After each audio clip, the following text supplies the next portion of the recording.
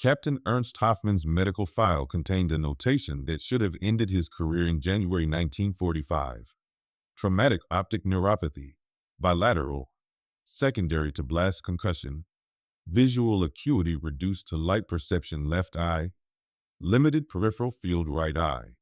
The diagnosis was clinical, sterile, and damning for an officer whose primary responsibility depended on observing distant terrain and calculating trajectories based on what he could see. Yet Hoffman remained in command of the 3rd Battery, 217th Artillery Regiment, deployed along a contested stretch of the Rhineland where the winter mud swallowed boots and the fog rolled in so thick that even men with perfect vision struggled to see beyond 50 meters. His superiors had reassigned him from forward observation duty after the incident near Aachen, a near miss from a Soviet rocket barrage that left him concussed and half blind. But reassignment was not the same as removal. The Wehrmacht, stretched thin and bleeding officers faster than replacements could arrive, could not afford to discharge a trained artillery commander, even one whose eyes no longer functioned as they should. So Hoffman stayed, and the men under his command whispered about it in the moments between firing drills and equipment maintenance, their voices low and uncertain, wondering how long it would be before his impairment cost them their lives. The battery itself was positioned in a grove of skeletal poplars 2 kilometers behind the forward defensive line, close enough to provide rapid fire support, but far enough back that enemy direct fire was unlikely unless the line collapsed entirely. The 6 guns were dug into revetments reinforced with timbers scavenged from a nearby farmhouse. Their barrels angled toward coordinates Hoffman had pre-plotted on maps he could no longer read without pressing his face close enough to smell the ink. The crews worked with the mechanical efficiency of men who had served together through multiple retreats and repositionings, their movements economical and their expressions blank. They did not question Hoffman's orders aloud, but their hesitation was palpable. An extra second before acknowledging a command, a glance exchanged between the gunner and loader, the way Sergeant Kleist would repeat instructions back to Hoffman as though verifying he had heard correctly.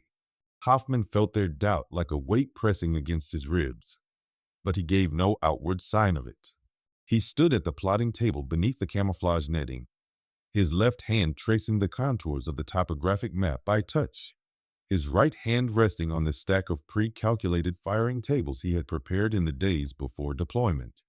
Artillery command in 1945 was an exercise in abstraction and trust. The battery commander did not fire the guns himself.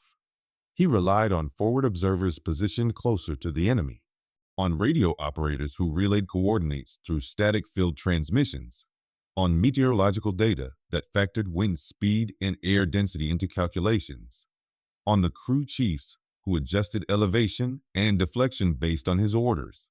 Hoffman had always understood this intellectually, but his injury had forced him to internalize it in a way that transcended doctrine. He could no longer verify a forward observer's line of sight by studying the terrain himself. He could not scan the horizon for muzzle flashes or movement. He had become, in effect, a node in a network of other men's perceptions, and his credibility depended entirely on whether those men believed he could synthesize their inputs into accurate fire. The system worked only if they trusted him, and trust was the one resource Hoffman could not requisition from supply.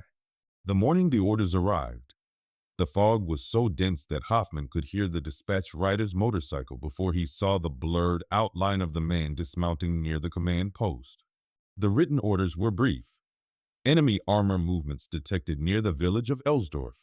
Intelligence suggests Panzer concentration preparing to exploit gap in defensive line. 3rd Battery to displace forward and prepare defensive fire zones.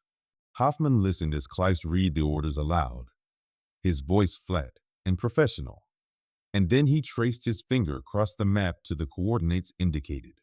Elsdorf was a cluster of ruined buildings straddling a secondary road, tactically insignificant except that it sat at the junction of 2 approach routes an armored column could use to penetrate the Allied rear. If the Panzers broke through there, they would have open terrain all the way to the division headquarters. Hoffman's battery would be responsible for stopping them, or at least slowing them long enough for reinforcements to arrive. The weight of that responsibility settled over the battery like the cold mist, unspoken but understood by every man present. Hofmann ordered the displacement immediately. The guns were limbered to their tractors, ammunition crates stacked and secured, communication wires spooled onto reels. The convoy moved slowly through the fog, engines laboring in low gear, the crews riding in silence. Hofmann sat in the lead vehicle with Kleist, his hands folded in his lap, his eyes fixed on nothing in particular. He was already calculating firing solutions in his head, visualizing the terrain he had studied 100 times on maps, mentally overlaying the coordinates he had memorized with the phantom landscape he could no longer see. By the time the battery reached the new firing position, a shallow depression bordered by a tree line that offered minimal concealment but acceptable fields of fire, Hofmann had already determined the azimuths and ranges he would need. The crews began digging in, the sound of entrenching tools biting into frozen earth mingling with the distant rumble of artillery exchanges further north. Hofmann stood at the edge of the position, listening to the rhythm of the work, feeling the cold seep through his coat, and wondering if the men digging those gun pits believed he could deliver when the moment came. He did not know the answer, and he suspected neither did they. The integration of an artillery battery into a defensive line was a process of layered dependencies and fragile coordination. Hofmann's guns were now part of a broader network that included infantry positions dug into the ridgeline overlooking Elsdorf, anti-tank obstacles placed along likely approach routes, and forward observer teams positioned in the ruins of a church steeple and a burned-out farmhouse. Each element depended on the other's functioning as designed. The infantry would hold the line long enough for the artillery to engage. The observers would provide accurate targeting data, and Hofmann would translate that data into fire that landed where it was needed. The system was elegant in theory and precarious in practice, especially when the man responsible for the calculations could no longer verify the terrain with his own eyes. Hofmann compensated through obsessive preparation. He required his forward observers to provide verbal descriptions of the landscape in exhaustive detail. The angle of slopes, the spacing of trees, the width of roads, the height of structures. He cross-referenced their reports with the topographic maps, running his fingers over the contour lines until he could reconstruct the terrain in 3 dimensions inside his mind. He memorized grid coordinates and landmarks, committing them to a mental map that existed independent of visual confirmation. The ammunition situation was less reassuring. The battery had been allocated 120 high-explosive rounds and 40 armor-piercing shells, a quantity sufficient for sustained fire if targets were scarce, but inadequate if the expected Panzer column materialized in strength. Hofmann calculated the expenditure rate carefully, planning fire missions in increments that balanced effectiveness with conservation. Each gun would fire 4-round salvos at staggered intervals, allowing for rapid adjustment based on observer feedback while minimizing waste. The armor-piercing rounds were reserved for direct engagements against confirmed tank targets, with high-explosive shells used for suppression and area denial. The math was unforgiving. If the intelligence reports were accurate and a full company of Panzers, 15 to 20 vehicles, attempted to push through Elsdorf, Hofmann would have approximately 2 minutes of sustained fire before resupply became critical. 2 minutes to stop an armored column. The number sat in his chest like a stone. The intelligence reports themselves were frustratingly vague. Radio intercepts suggested German armor concentrating near the village, and aerial reconnaissance, limited by weather, had identified vehicle tracks consistent with heavy tanks. But exact numbers, unit designations, and timing remained uncertain. The enemy could arrive in an hour or a day, in platoon strength, or as a full battalion. Hofmann could not afford to wait for perfect information. He had to prepare for the most dangerous scenario and hope his solutions were adaptable enough to handle variations. He spent the afternoon plotting defensive fire zones, dividing the approaches into overlapping sectors that his guns could cover in sequence. Each zone was assigned a letter designation and a set of pre-calculated firing data. azimuth, elevation, charge setting, fuse type. If an observer called for fire on Zone C, Hofmann's crews would know exactly how to respond without requiring visual confirmation from their commander. The system required trust, but it also minimized the points where his impairment could become a liability. Sergeant Kleist watched Hofmann work with an expression that oscillated between skepticism and grudging admiration. Kleist was a veteran of 4 years, a man whose face had been lined by cold and whose hands bore the scars of hot shell casings and frost-bitten metal. He had served under 3 battery commanders before Hofmann, and he understood artillery doctrine as well as any officer. He also understood that doctrine assumed a commander who could see the battlefield, who could visually assess the fall of shot and make corrections accordingly. Hofmann's reliance on pre-calculated tables and verbal reports struck Kleist as a fragile workaround, a method that might function under ideal conditions, but would collapse under the chaos of actual combat. Yet Kleist said nothing, because Hofmann's preparation was meticulous to the point of compulsion, and because the alternative, requesting a replacement commander, would likely result in the battery being assigned a fresh lieutenant with no combat experience and even less credibility. So Kleist repeated Hofmann's orders, checked the firing tables for errors, and ensured the crews understood the system they were now dependent on. The liaison officer arrived in the late afternoon, a captain from division headquarters whose uniform was clean and whose boots showed no mud. He reviewed Hofmann's firing plans with the detached air of a man performing a bureaucratic obligation, nodding occasionally and making notes on a clipboard.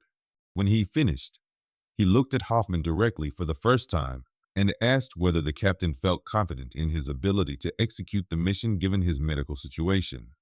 Hofmann met the officer's gaze as steadily as his limited vision allowed and replied that his confidence was irrelevant. The mission would be executed according to doctrine and the competence of his crew. The liaison officer paused, then noted something on his clipboard and departed without further comment. Hofmann returned to his plotting table, aware that the exchange had been recorded somewhere in the division's paperwork, a preemptive notation in case the mission failed and someone needed to assign blame. By evening, the battery was as prepared as Hofmann could make it. The guns were sighted, the firing tables distributed, the forward observers in position, and reporting intermittent engine noise from the direction of Elsdorf. The men ate cold rations and waited, their breath visible in the freezing air, their nerves taut with the anticipation of contact. Hofmann stood apart from them, his hands pressed flat against the plotting table, his mind running through the sequences one more time. He knew the coordinates. He knew the math. He knew the limitations of his own body and the fragility of the system he had constructed. What he did not know was whether any of it would matter when the Panzers came. The waiting stretched into the night, and the only sound was the wind moving through the bare trees and the occasional crackle of the radio, empty of voices, waiting for the message that would set everything in motion. The first indication came not as a visual sighting but as a vibration transmitted through the frozen ground, a low, rhythmic tremor that the infantry on the forward line felt before they heard it. The radio crackled to life at 520 hours. The forward observer's voice tight but controlled, reporting engine noise consistent with tracked vehicles moving south along the Elsdorf road. Hofmann stood at the plotting table in the pre-dawn darkness, the map illuminated by a shielded lamp that cast just enough light for him to trace the route with his finger. The observer estimated 15 to 20 vehicles, spacing consistent with a tactical column, moving at cautious speed through terrain they likely suspected was covered by defensive fire. Hofmann acknowledged the report and ordered his crews to stand by, then turned his attention to the auditory landscape unfolding around him. The rumble was faint but growing, a mechanical growl that carried through the cold air and seemed to resonate in the pit of his stomach. He could not see the Panzers, but he could hear them, and he had learned to translate sound into geometry. The crews moved to their guns with the silent efficiency of men who had drilled this sequence dozens of times. Loaders stood ready beside stacked ammunition. Gunners adjusted elevation wheels in fractional increments, and assistant gunners checked fuse settings with gloved hands that moved quickly despite the cold. Sergeant Kleist positioned himself beside Hoffman, ready to relay orders to the individual gun crews, his eyes flicking between the captain and the northern horizon where the enemy would eventually appear. Hoffman listened to the engine noise, parsing the overlapping sounds into individual sources, estimating distance based on volume and the way the sound carried across open terrain. The Panzers were still outside effective range, but they were closing, and the window for decision-making was narrowing. Hoffman's hand hovered over the firing table, his fingers tracing the coordinates for Zone B, the sector that covered the most likely approach. He did not give the order yet. Premature fire would reveal the battery's position and allow the enemy to maneuver or suppress his guns before they could inflict meaningful damage. The timing had to be precise. The forward observer's voice returned, sharper now, reporting visual contact. Lead elements emerging from the tree line. Estimated 12 tanks with infantry support moving in dispersed formation. The observer provided a coordinate adjustment, a subtle shift eastward from Hoffman's pre-plotted zone, and Hoffman recalculated instantly, his mind translating the verbal data into azimuth and range corrections. He called the adjustments to Kleist, who relayed them to the gun crews, and within seconds the barrels shifted fractionally, tracking an enemy Hoffman could not see, but whose position he held in his mind with geometric clarity. The tension in the battery was palpable now, the kind of silence that preceded violence. Every man aware that the next few minutes would determine whether they held the line or were overrun. Hoffman's breath came slow and steady, his heartbeat a metronome against which he measured time. The Panzers were inside the kill zone now, advancing toward coordinates he had memorized, and the weight of the decision pressed against his chest like a physical force. One of the gunners, a young corporal named Fischer, glanced toward Hoffman with an expression that bordered on desperation, as though willing the captain to give the order before the opportunity passed. Hoffman did not look at him.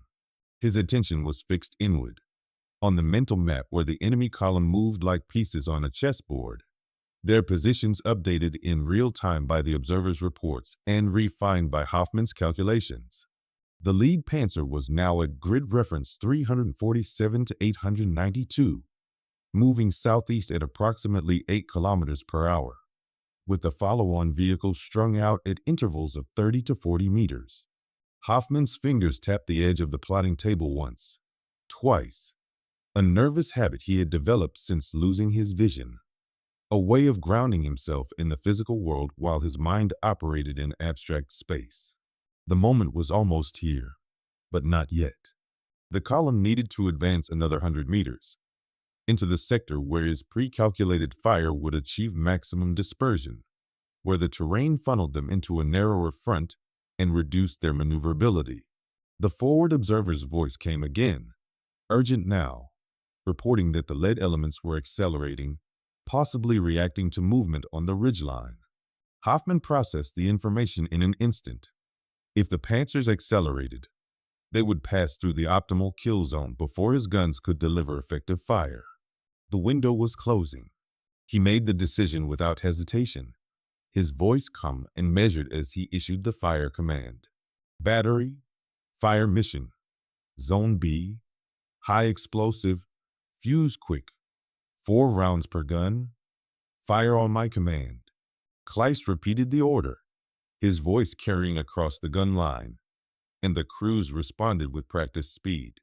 Hoffman counted 3 seconds, verifying that all guns were ready, and then gave the command. Fire. The word was quiet, almost conversational, and then the world erupted.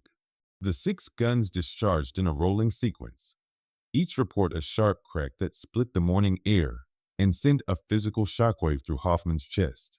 The recoil drove the trails backward into the mud, and the crews immediately began the reload sequence, moving with mechanical precision. Hoffman did not flinch. He stood with his hands pressed flat against the table, his head tilted slightly as though listening for something beyond the sound of his own guns, and waited for the forward observer's report. The seconds stretched, each one longer than the last, and Hoffman felt the doubt creeping in. Had he miscalculated? Had the enemy shifted? Had the rounds fallen short or wide? And then the observer's voice crackled through, clipped and professional. Rounds on target. Multiple hits observed. Lead vehicle immobilized. Column halting. Hoffman exhaled. A slow release of breath he had not realized he was holding, and immediately began plotting the next salvo. The Germans were not retreating. They were regrouping, and the battle was only beginning. His hand moved across the map, recalculating, adjusting, preparing for the next phase. And the crews watched him with something that might have been the beginning of belief. The second salvo launched 18 seconds after the first, the guns firing in staggered intervals to maintain a continuous rate of fire while allowing time for observation and adjustment. Hoffman's commands came in rapid succession now, his voice steady and devoid of emotion, each instruction precise and unambiguous. Shift fire. Zone C. Add 50 meters. Same deflection. Fire for effect. The crews responded without hesitation, the mechanical rhythm of loading and firing becoming a relentless drumbeat that drowned out thought and reduced existence to the immediate task of putting rounds downrange. The forward observer continued to feed Hoffman corrections, his voice climbing in pitch as the situation on the ground devolved into chaos. The German column had not retreated. Instead, they had dispersed and were attempting to maneuver around the initial impact zone, their commanders reacting to the artillery threat with the tactical competence of experienced panzer crews. But dispersion required movement, and movement through terrain Hoffman had pre-plotted meant the tanks were shifting from one kill zone into another. He tracked their movements in his mind, visualizing the column fragmenting, individual vehicles seeking cover that did not exist, and adjusted his fire accordingly. The third salvo caught a cluster of 3 Panzers attempting to flank eastward along a farm track Hoffman had designated Zone D. The observer reported 2 direct hits and 1 near miss. Smoke rising from burning vehicles. Secondary explosions as ammunition cooked off inside ruptured hulls. The count was now at 5 confirmed kills, but the remaining tanks were still advancing, pushing through the suppressive fire with the grim determination of men who understood that retreat under artillery fire was as dangerous as pressing forward. Hoffman ordered a shift to armor-piercing rounds for guns 3 and 4, concentrating their fire on the lead panzer that had survived the initial barrage and was now closing on the infantry positions. The armor-piercing shells were less forgiving. They required direct hits to be effective, but Hoffman's calculations left no margin for error. The rounds flew, and seconds later the observer confirmed the kill. Lead panzer immobilized, crew bailing out. 7 down, 12 remaining. Hoffman's mind processed the numbers mechanically, updating the tactical picture, recalculating expenditure rates, estimating time until the battery would exhaust its ammunition and be forced to cease fire or withdraw. The German infantry accompanying the tanks had dismounted and were attempting to suppress the forward observers with small arms fire. The observers' reports became fragmented, punctuated by the sound of incoming rounds and the sharp intake of breath that suggested near misses. Hoffman compensated by relying more heavily on timing and pre-calculated zones, accepting the increased risk of firing without real-time corrections in exchange for maintaining the volume of fire necessary to break the German attack. Guns 1 and 2 shifted to high explosive again, targeting the dismounted infantry and forcing them to seek cover, while guns 3 through 6 continued to engage the armor. The battery was now firing at its maximum sustainable rate, the crews moving with frantic efficiency, shell casings piling up in the mud, the barrels heating to the point where the paint began to blister. Hoffman issued corrections in fractional increments. Add 25 meters. Write 10 mils. Repeat. And the rounds walked across the battlefield in a pattern that seemed almost choreographed, each impact calibrated to maximize destruction while conserving the dwindling ammunition reserve. The observer's voice returned, strained but triumphant. Multiple secondary explosions. Estimate 9 enemy tanks destroyed or immobilized. Column disintegrating. Survivors withdrawing. Hofmann ordered a final salvo on the retreating vehicles. High explosive rounds airburst above the withdrawal route to maximize fragmentation and deny the enemy any illusion of safety. The guns fired one last synchronized volley, and then silence descended over the battery, broken only by the ringing echo in the crew's ears and the labored breathing of men who had just expended every ounce of physical and mental energy. Hofmann remained at the plotting table, his hands trembling slightly from adrenaline and exhaustion, his mind still running through the engagement sequence, searching for errors or missed opportunities. Sergeant Kleist approached and delivered the final count. 19 confirmed enemy tanks destroyed or immobilized. Engagement duration 93 seconds from first round fired to last. The number seemed impossible, a statistical anomaly that defied the chaos and uncertainty of the preceding minutes, but the observers' reports corroborated it. 19 Panzers. 93 seconds. The crews stood motionless beside their guns, staring at Hofmann with expressions that ranged from disbelief to something approaching awe. They had followed his orders without understanding how a man who could barely see was delivering fire with surgical precision, and now the evidence was undeniable. The German column had been annihilated. The defensive line had held, and the blind captain they had doubted had just executed a fire mission that would be studied in after-action reports for its mathematical perfection. Hofmann felt none of the triumph they expected. He felt only the weight of what had just occurred. The lives ended by coordinates he had calculated. The narrow margin by which the engagement could have failed. The knowledge that his credibility had been purchased at the cost of 19 burning hulks and an unknowable number of dead men. He ordered the crews to prepare for possible counter-battery fire and to begin resupply procedures, his voice flat and professional.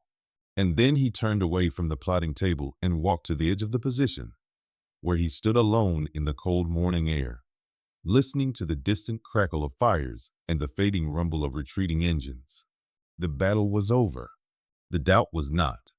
The intelligence officers arrived 3 hours after the engagement.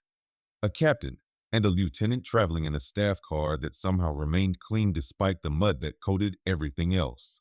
They brought cameras and measuring equipment, and a bureaucratic skepticism that suggested they had been sent to verify a report too extraordinary to be accepted on its face.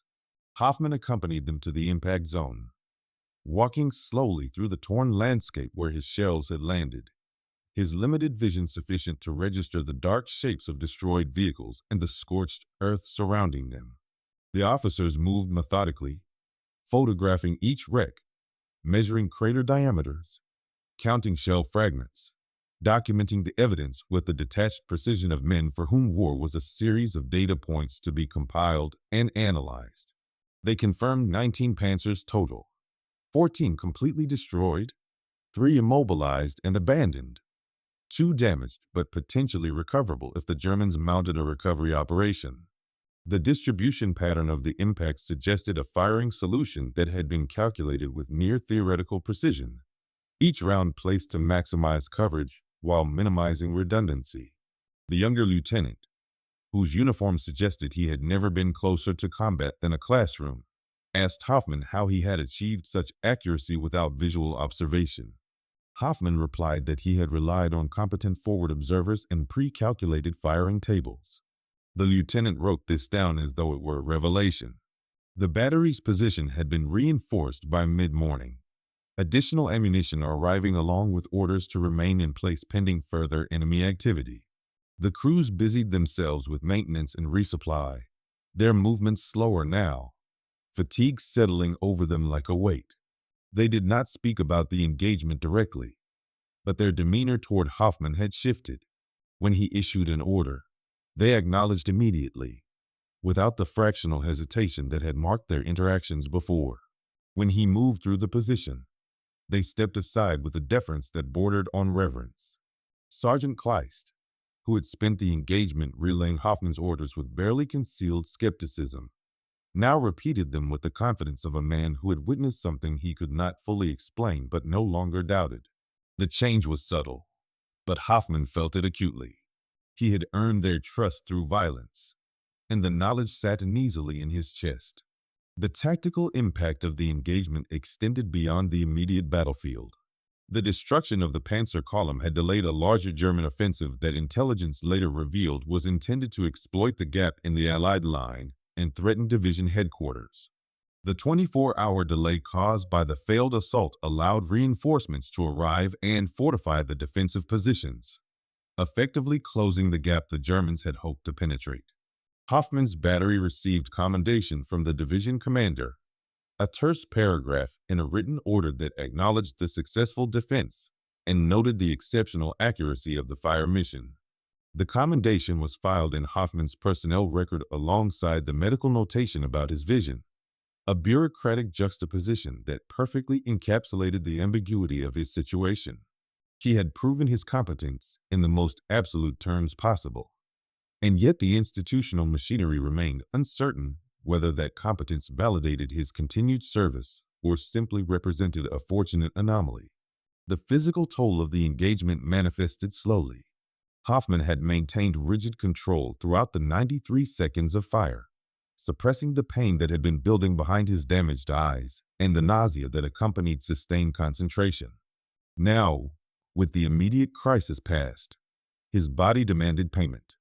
The headaches returned with intensity, sharp and focused behind his left eye, and his vision, already compromised, deteriorated further under the strain.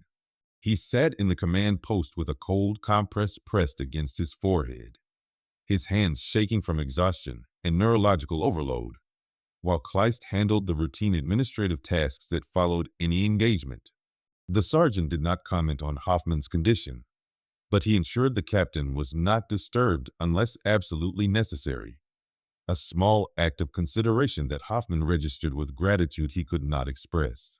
By evening, the battery had settled into a watchful calm. The guns remained manned and ready, but the anticipated follow-on attack had not materialized. The Germans, having lost a significant portion of their armored strength, had withdrawn to regroup, and the front lines stabilized into the familiar pattern of skirmishing and artillery duels that characterized the stalemate. Hofmann stood at the edge of the position, listening to the distant sound of gunfire and the low conversations of his crews, and allowed himself a moment of reflection. He had held the line. He had delivered fire with precision that exceeded reasonable expectations. He had proven, to his men, to his superiors, to himself, that his impairment did not define his capability. But the victory felt hollow, because the war's machinery did not care about individual miracles. Tomorrow there would be new orders, new threats, new engagements, and the question of whether he could replicate what he had accomplished would hang over every decision like a shadow. The doubt had not disappeared. It had simply been deferred. Hofmann accepted this with the same methodical resignation with which he accepted everything else, and returned to the plotting table to prepare for the next mission. The war was not finished with him yet. The official record of the engagement appeared in the division's after-action report 2 weeks later, a 3-paragraph summary that documented the destruction of 19 enemy tanks by artillery fire and noted the commendable performance of the 3rd Battery under Captain Ernst Hofmann. The report did not mention Hofmann's visual impairment, nor did it dwell on the statistical improbability of achieving such precision under the conditions described. It was a clinical accounting of tactical success, devoid of drama or narrative embellishment, and it was filed alongside thousands of similar reports in the archives of a war that produced more documentation than any conflict in history. For Hofmann, the report represented neither vindication nor closure, merely confirmation that his actions had been recorded and his competence acknowledged within the narrow parameters by which the military measured effectiveness. He remained in command of the battery through the final months of the war, participating in 3 additional defensive actions and 1 fighting withdrawal, all executed with the same methodical precision that had characterized the Elsdorf engagement. His men followed his orders without question, and his superiors issued no further inquiries about his fitness for command. The doubt had been answered, at least temporarily, and the institution moved on to more pressing concerns.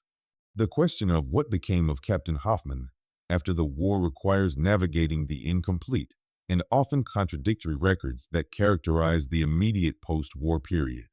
His medical discharge was processed in June 1945, the paperwork noting both his combat decorations and the progressive deterioration of his vision that ultimately rendered him unfit for further service. He returned to civilian life with a pension and a service record that documented both his injury and his achievements, a duality that followed him into the decades that followed.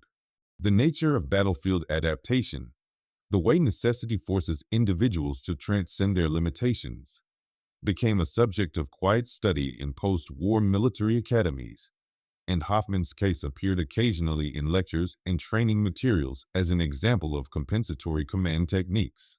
He was never famous, and he never sought recognition beyond what his service record provided. The war had asked something of him, and he had delivered, and that was sufficient. The German perspective on the Elsdorf engagement emerged gradually through post-war interviews and memoir accounts.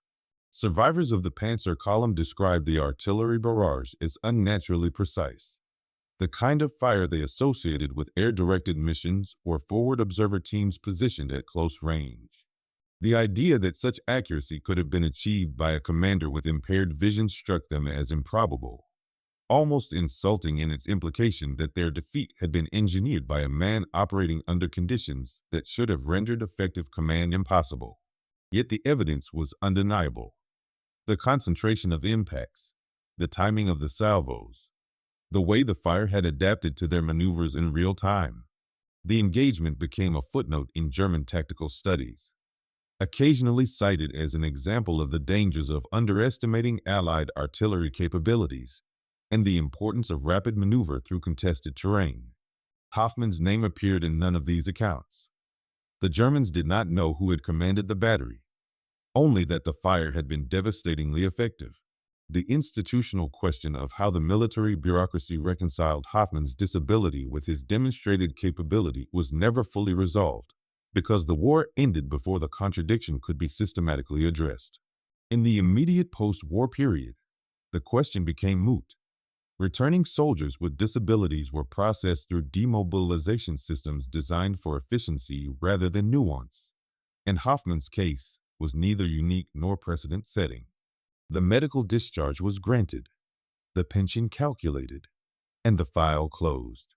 The deeper question, whether the rigid standards that had nearly removed him from command were appropriate, whether adaptability and competence could be measured by criteria beyond physical fitness, was not pursued with the rigor it deserved. The war had produced too many anomalies, too many cases where individuals had exceeded institutional expectations, and the systems designed to manage those anomalies were themselves products of the same bureaucratic inertia that had created the contradictions in the first place. Hofmann's final years were spent in relative obscurity.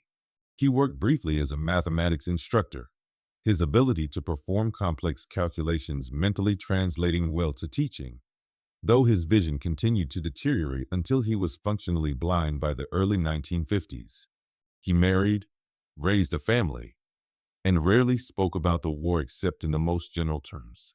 When pressed, he would acknowledge that he had served in an artillery unit and participated in defensive operations in the Rhineland, but he deflected questions about specific engagements and refused to characterize his service as anything other than ordinary. The few individuals who knew the details of the Elsdorf engagement, former crew members who maintained sporadic contact, officers who had reviewed the after-action reports, respected his reticence and did not press for elaboration. Hofmann had done what was required when it was required, and he saw no reason to transform that into narrative or legend. The historical record preserves his service with the same measured neutrality that characterized his own view of it. The commendation for the Elsdorf engagement remains in the archives, accessible to researchers interested in artillery tactics and defensive operations during the final months of the European theater. The engagement itself is occasionally cited in academic studies of adaptive command and the role of sensory impairment in military leadership, though Hofmann's name appears infrequently and always in footnotes. He was neither a hero nor a symbol, merely a competent officer who refused to allow his limitations to define his capability, who adapted to circumstances through discipline and preparation, and who delivered when the moment demanded it. The war produced millions of such individuals, most of whom returned to ordinary lives and left behind only fragmentary records of their contributions.